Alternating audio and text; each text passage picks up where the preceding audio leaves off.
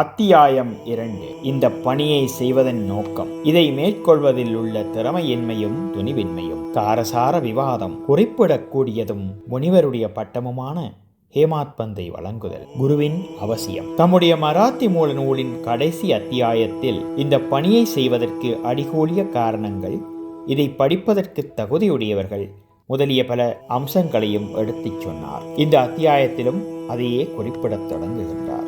இதை எழுதுவதன் காரணம், முதலாம் அத்தியாயத்தில் கோதுமை மாவரைத்து அதை கிராம எல்லைகளில் தூவிவிட்டதன் மூலம் கொலரா தொத்து வியாதியை தடுத்து அளித்ததான சாய்பாபாவின் அற்புதத்தை கண்டோம். நான் சாய்பாபாவின் மற்றும் பல அற்புத லீலைகளை பெரும் உல கிளர்ச்சியுடன் கேட்டிருக்கின்றேன். அக்கிளர்ச்சியை இவ்வழக்காக பணியாக பொங்கி உருவெடுத்தது. சாய்பாபாவின் பெருமையுடைய அற்புதங்களை வரைதலானது அவருடைய அடியவர்களுக்கு உற்சாகமூட்டுவதாகவும் அறிவுறுத்துவதாகவும் இருப்பதுடன் அவர்களின் பாவங்களையும் நீக்கும் ஆதலினால் தான் நான் சாய்பாபாவின் புனித வரலாற்றையும் அவருடைய போதனைகளையும் வரையத் தொடங்கினேன். ஞானியின் வரலாறு என்பது தர்க்க சாஸ்திரத்திற்கோ பட்டிமன்றத்திற்கோ உரியது அன்று. அது உண்மையும் பெரியதுமான வழியையே காண்பிக்கின்றது.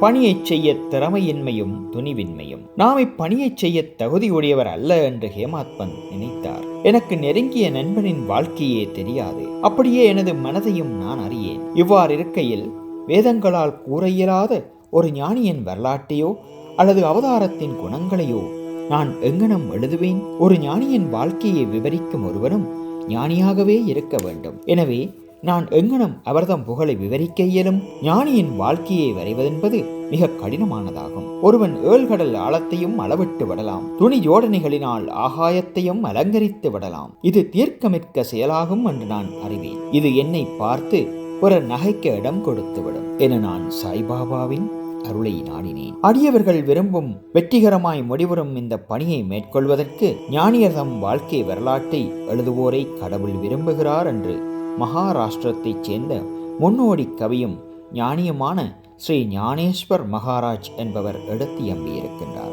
இப்பணியை ஞானிகளில் சங்கப்பிக்கின்றார்கள். அடியவன் அம்மொழிவை அடைய மறைமுக காரணமாகின்றான் அல்லது கருவியாகின்றான். உதாரணமாக, சக வருடம் 1700 கவி மகிபதி ஞானிகளின் வாழ்க்கையை எழுதும் உயர்நோக்கம் கொண்டார். ஞானிகள் அவரை சங்கல்பித்து பணியை நிறைவேற்றி வைத்தார்கள். அம்மாதிரியாகவே சக வருடம் 1800 தாஸ்கனுவின் சேவையும் அங்கீகரிக்கப்பட்டது. முன்னவர் பக்த விஜயம், ஸ்கந்த விஜயம், பக்த லீலாமிருத், ஸ்கந்த லீலாமிருத் என்னும் 4 நூல்களையும், பின்னவர் நவீன ஞானியரை பற்றி விவரிக்கப்பட்ட பக்த லீலாமிருத், ஸ்கந்த கதாமிருத் என்ற நூல்களையும் இயற்றினார். பக்த லீலாமிருத்தின் 31, 32, 33 அத்தியாயங்களிலும் சந்த கதாமிருத்தின் 57 அத்தியாயத்திலும் சாய்பாபாவின் சுவையான வாழ்க்கையும் அவரின் அறிவுரைகளும் நன்றாக சித்தரிக்கப்பட்டிருக்கின்றன. இவை சாய்லீலா சஞ்சிகையில் தொகுப்பு 11, 12, 17 தனியாக பதிப்பிக்கப்பட்டிருக்கின்றன. படிப்பவர்கள் இந்த அத்தியாயங்களை படிக்க கேட்டுக்கொள்ளப்படுகின்றார்கள்.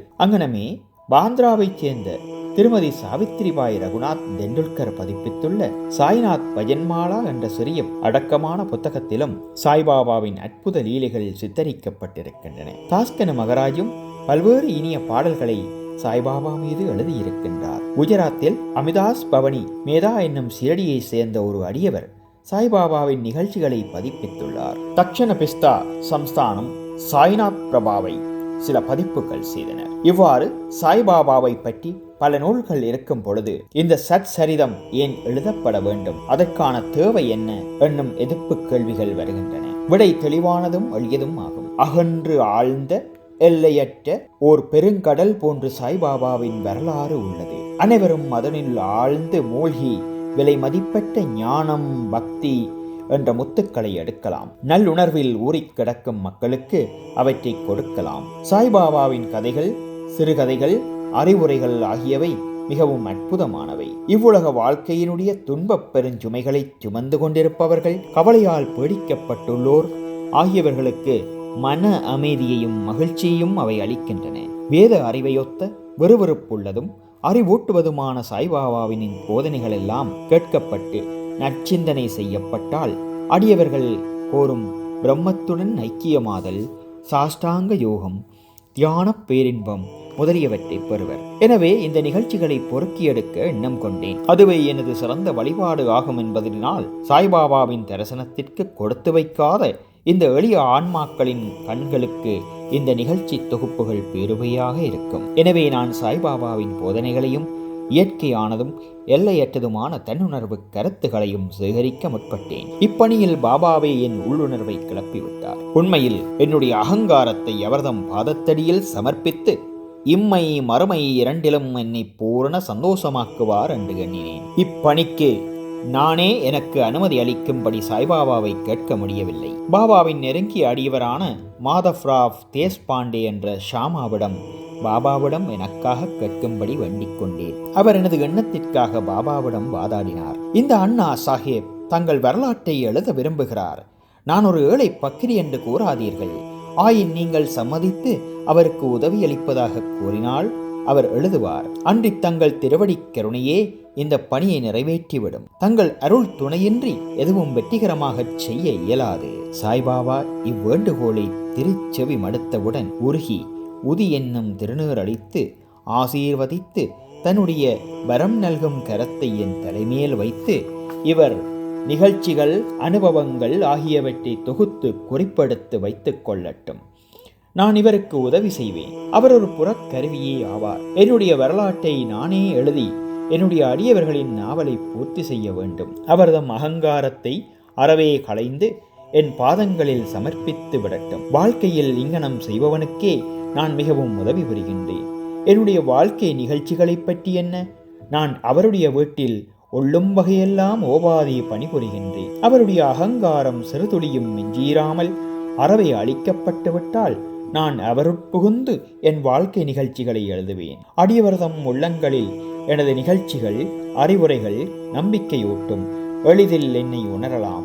பேரானந்த பெருநிலையும் அவர்கள் எளிதில் பெறுவார்கள். ஆயின் ஒருவனது சொந்த கருத்தையே நிலைப்படுத்துதல், மற்றவர் கருத்தை மறக்கச் செய்யும் முயற்சிகள், ஒரு பொருளின் நன்மை தீமை இவற்றை பற்றிய விவாதங்கள் இருத்தல் கூடாது என்று பகிர்ந்தருளினார். விவாதம் என்னும் சொல்லானது ஹேமாத் பந்த் என்னும் பட்டத்தை நான் பெற்ற நிகழ்ச்சியை விவரிக்க கொடுத்திருந்த வாக்குறுதியை ஞாபகமூட்டுகிறது. அதையே இப்பொழுது கூறுகிறேன். காகா சாஹேப் தீட்சித், நானா சாஹேப் சந்தோகர் ஆகியவர்களுடன் நான் நெருங்கிய நட்போடு இருந்தேன். அவர்கள் என்னை சீரடிக்கு போய் பாபாவின் தரிசனத்தை பெரும்படி வலியுறுத்தினார்கள். ஆயின் இடையில் கிளம்பிய ஏதோ ஒன்று என்னை சீரடிக்கு போக விடாமல் தடுத்தது. லோனாவாலாவில் உள்ள எனது நண்பனின் புதல்வன் காய்ச்சல் அடைந்தார். எனது நண்பன் வைத்திய முறை மற்றும் வேண்டுதல் முறைகளில் உள்ள எல்லா வழிகளிலும் முயன்றார். ஆயினும் காய்ச்சல் குறையவில்லை. முடிவாக தனது குருவையே தனது மகனின் படுக்கைக்கு பக்கத்தில் அமர வைத்தார். இதுவும் கூட பலனளிக்கவில்லை. இதை கேள்வியுட்டதும் என் நண்பனின் பையனை காப்பாற்ற முடியாத குருவால் யாது பயன்? குரு நமக்கு எதையும் செய்ய இயலாதவரானால் நானே சீரடிக்கு போக வேண்டும் என்றவாறு எண்ணமிட்டு எனது சீரடி விஜயத்தை ஒத்தி போட்டு விட்டேன். ஆயின் தடுக்க முடியாதது நிறைவேறியே தீர வேண்டும். அகது என் விஜயத்தில் பின்வருமாறு நடைபெற்றது. பிராந்திய ஆபீசர் நானா சாஹேப் சந்தோகர் பசீனுக்கு சுற்றுலா போய்க் கொண்டிருந்தார். தானேவிலிருந்து தாதருக்கு வந்து பசீனுக்கு செல்லும் வண்டிக்காக காத்து கொண்டிருந்தார். இடையில் பாந்திராவுக்கு செல்லும் ஒரு வண்டி வந்தது. அதில் அவர் ஏறி அமர்ந்து பாந்திராவுக்கு வந்து என்னை கூப்பிட்டு அனுப்பினார். நான் ஷீரடி விஜயத்தை கைவிட்டது குறித்து என்னை கடிந்தார். எனது ஷீரடி பயணத்தை பற்றி நானாவின் வாக்குவாதங்கள் திருப்தி அளிக்கக்கூடியதாகவும் உற்சாகமூட்டுவதாகவும் இருந்தன. எனவே நான் அன்றிரவே ஷீரடி புறப்பட திட்டமிட்டேன். என்னுடைய சாமான்களை கட்டி முடித்து ஷீரடிக்கு புறப்பட்டேன். தாதருக்கு போய் அங்கிருந்து மன்மாட் போகும் வண்டியை பிடிக்க திட்டமிட்டு தாதருக்கு பயணச்சீட்டு பெற்று வண்டியில் அமர்ந்திருந்தேன். வண்டி புறப்பட இருக்கும் பொழுது ஒரு முஸ்லிம் பெரியவர் விரைவாக எனது பெட்டிக்கு வந்தார். எனது மூட்டை முடிச்சுகளை பார்த்துவிட்டு போகுமிடம் என்ன என்று கேட்டார். நான் எனது திட்டத்தை கூறினேன். பின்னர் அவர் என்னை தாதரில் நிற்காமல் பேரிவந்தருக்கு நேராக போகும்படி, ஏனெனில் மன்மாட் ரயில் தாதரில் நிற்காது என்றும் அறிவுறுத்தினார். இவ்வற்புதம் நிகழ்ந்திராவிட்டால் சீரடிக்கு திட்டமிட்டபடி அடுத்த நாளே போய் சேராதிருந்திருப்பேன். பல ஐயங்கள் என்னை கடுமையாக தாக்கியிருக்கக்கூடும். ஆயின் அடுத்த நாள் காலை 9-10 மணிக்குள்ளாகவே சீரடியை அடைந்தேன். அங்கே பாப் சாஹேப் எனக்காக காத்து கொண்டிருந்தார்.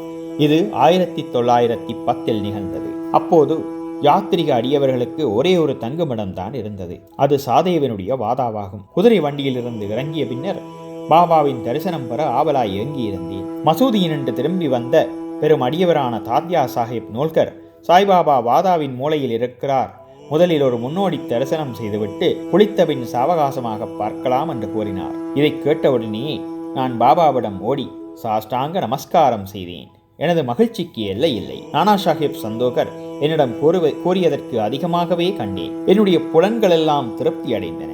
நான் பசிதாகத்தை மறந்தேன். சாய்பாபாவின் பாதங்களை தொட்டவுடன் ஆசீர்வதிக்கப்பட்ட ஒரு புத்தம் புதிய வாழ்வையே அவர் எனக்கு அளித்ததை உணர்ந்தேன். என்னை இச்செயலில் இடைவிடாமல் தூண்டி சாய்பாபாவின் தரிசனத்திற்கு உதவி புரிந்தவர்களுக்கு கடமைப்பட்டதை கருதுகிறேன். அவர்களை உண்மை உறவினர்களாக நினைக்கின்றேன். அவர்களுடைய கடனை நான் திருப்பித் தர முடியாது. அவர்களை நினைத்து அவர்கள் முன் வீழ்ந்து வணங்குகிறேன். சாய்பாபாவின் தரிசனத்தில் உள்ள நூதனமானது நான் கண்டவாறு நம்முடைய எண்ணங்கள் மாறுகின்றன. முன்னை கர்மங்களின் வலிமை அளிக்கப்படுகிறது அல்லது பற்றற்ற நிலை அதிகரிக்கிறது. முன்னை பிறவிகளில் செய்த பல நற்கர்மங்களினால் அத்தகைய சுப தரிசனம் அடையப்படுகிறது.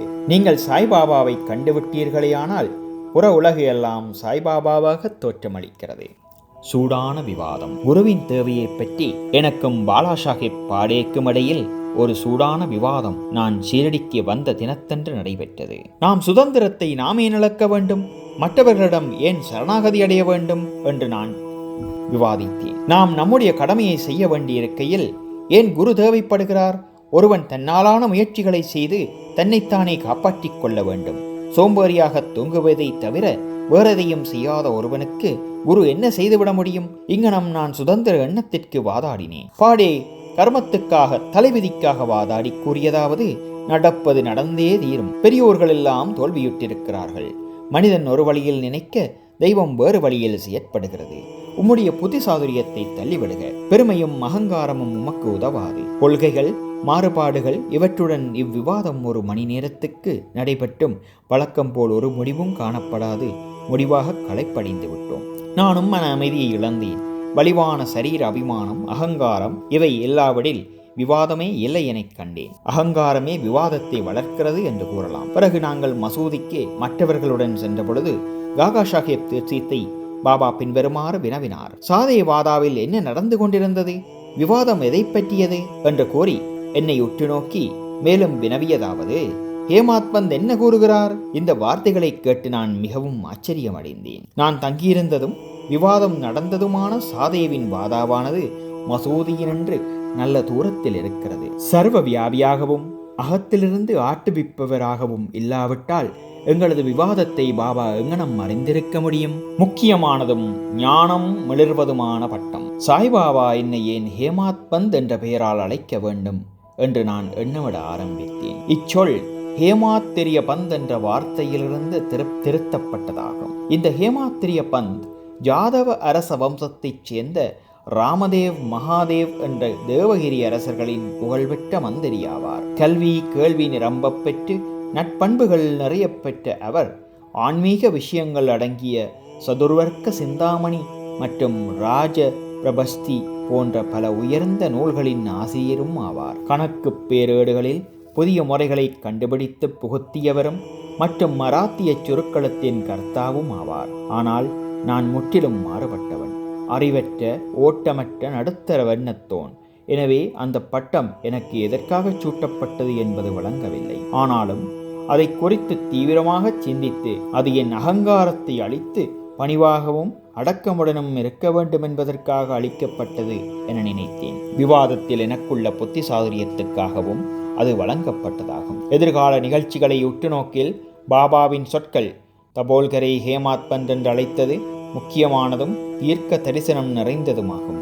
ஏனெனில் மிகவும் புத்திசாலித்தனமாக சாய் சமஸ்தானத்தின் நிர்வாகங்களை கவனித்தது, எல்லா கணக்குகளையும் நன்றாக வைத்திருந்தது, முக்கியமானதும் ஆர்மார்த்த விஷயங்களான ஞானம், பக்தி, அவாவின்மை, நான் தன்மை சரணமிடுதல், தன்னை உணர்தல் போன்றவற்றை குறிக்கும் சாயி சச்சரிதம் என்ற அத்தகைய சிறப்பான நூலின் ஆசிரியராகவும் இருந்ததை காண்கின்றோம். குருவின் தேவையை பற்றி ஹேமாத் பந்த் பாபா இவ்விஷயத்தை பற்றி என்ன சொன்னார் என்று எந்தவித குறிப்பும் விட்டு வைக்கவில்லை.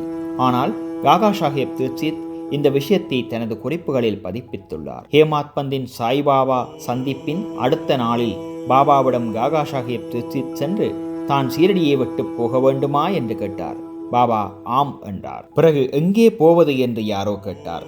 பாபா உயர மேலே என்று கூறினார். அம்மனிதர் வழி எப்படிப்பட்டது என பாபாவிடம் வினாவினார். பாபா கூறினார், அங்கே போவதற்கு பல வழிகள் உள்ளன. இங்கிருந்தும், அதாவது சீரடியிலிருந்தும் ஒரு வழி உள்ளது. பாதை கடினமானது. புலிகளும் ஓநாய்களும் வழியில் உள்ள காடுகளில் உள்ளன. நான் காகா சாஹிப் தீட்சித் கேட்டேன், ஒரு வழிகாட்டியை நாம் அழைத்துச் சென்றால் என்ன? அதற்கு பாபா கூறினார், அப்பொழுது கடினமில்லை. புலி, ஓநாய், படுகுழிகள் முதலியவற்றிலிருந்து உன்னை விலக்கி உன் குறிக்கோளை அடைய நேரடியாக அழைத்துச் செல்வார். வழிகாட்டி இல்லை என்றால் காடுகளில் நீ காணாமல் போகலாம், அல்லது படுகுழியில் விழும் அபாயம் இருக்கிறது. இந்த நிகழ்ச்சியின் பொழுது தபோல்கரும் அறை அருகே இருந்தார். இதுவே குரு அவசியமா என்னும் விவாதத்திற்கு பாபாவின் பதில் என்று எண்ணினார். ஒரு மனிதன் சுதந்திரமானவனா அல்லது கட்டுப்பட்டவனா என்னும் விவாதம் ஆன்ம விஷயங்களில் உபயோகம் இல்லை என்றும், இந்த அத்தியாயத்தின் மராத்தி மூலப்பதிப்பில் விளக்கப்பட்டபடி பெரிய அவதாரங்களான ராமர், கிருஷ்ணர் முதலியோர் தமது குருக்களான வசிஷ்டர், சாந்தீவினி ஆகிய முனிவர்களிடம் தன்னை அறிவதற்காக சரணடைந்தார்கள் என்றும், குருவினுடைய உபதேசங்களினாலேயே பரமாத்திகம் அடையப்படுகிறது என்றும், நம்பிக்கையும் பொறுமையுமே அத்தகைய முன்னேற்றத்திற்கு தேவையான நட்பண்புகளாம் என்பதுமே பாபாவின் திருக்குறிப்பாம். ஸ்ரீ சாயை பணிக. அனைவருக்கும் சாந்தி நிலவட்டும். ஸ்ரீ சச்சிதானந்த சத்குரு சாய்நாத் மகாராஜ் கி ஜெய்.